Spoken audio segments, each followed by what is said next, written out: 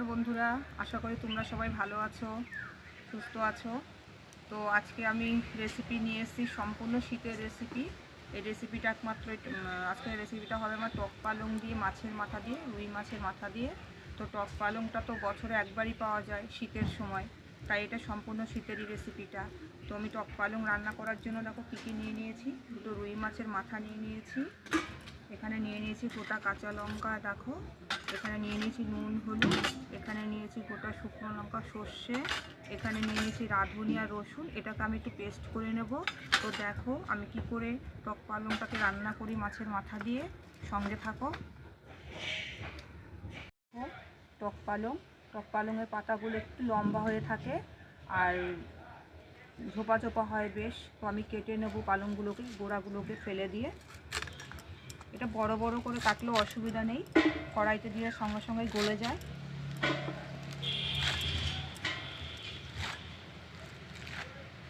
ওইভাবে বড় বড় করে কেটে নিয়েছি। এবার কড়াইতে আমি তেল দিয়ে দেবো। আমি সাদা তেল ব্যবহার করছি, তোমরা সাদা তেল, সরষের তেল যেটাই হোক ব্যবহার করতে পারো।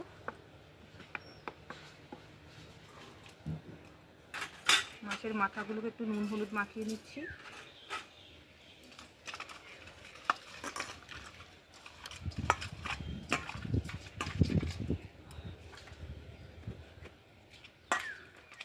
তেলটা গরম হয়ে গেছে, মাথাগুলো দিয়ে দিলাম।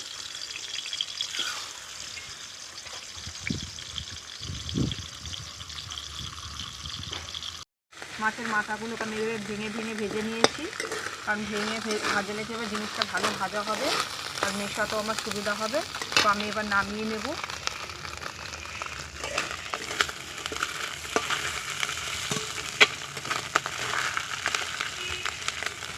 তো আমি তেলে দেখো গোটা শুকনো লঙ্কাটা দিয়ে দিলাম, দিয়ে দিলাম সর্ষেটাকে, দিয়ে দিলাম আমি পালং শাকটা, টক পালংটাকে।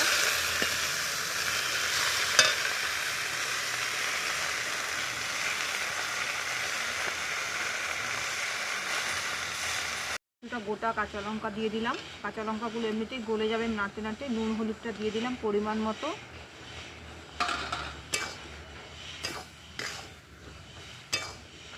তো পালং শাকটা হতে হতে আমি এদিকে রসুন আর রাঁধুনিটাকে একটু বেটে নেব।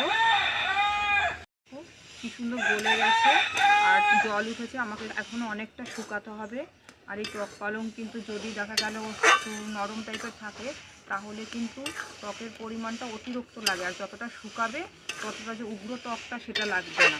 শুকাবার পরে কিন্তু খুব ভালো লাগে।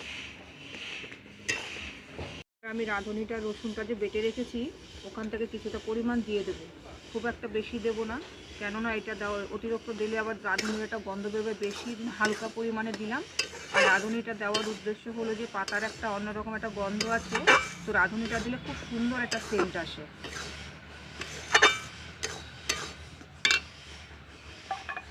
এবার আমি দিয়ে দেবো মাছের মাথাগুলো যে ভেজে রেখেছিলাম, সেই মাথাগুলোকে দিয়ে দেবো।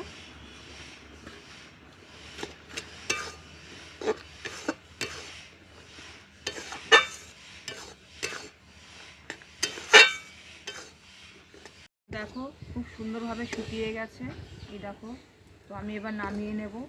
তো আরেকটা কথা, আমি এখানে মাছের মাথা ব্যবহার করেছি, তোমরা চাইলে মাছের মাথা নাও দিয়ে করতে পারো, সেটাও খুব ভালো লাগে। তো আমি আজকে মাছের মাথা দিয়ে করেছি, কারণ রোজ রোজ একরকম ভালো লাগবে না, একটু টেস্ট একটু পরিবর্তন করলাম সেই কারণে। তো বন্ধুরা, আজকে এই ছিল আমার রেসিপি, মাছের মাথা দিয়ে টক পালং। তো তোমরা এইভাবে করে খেয়ে দেখবে, আশা করি নিশ্চয়ই ভালো লাগবে। তো সুস্থ থেকো সবাই, ভালো থেকো। এখানেই শেষ করলাম।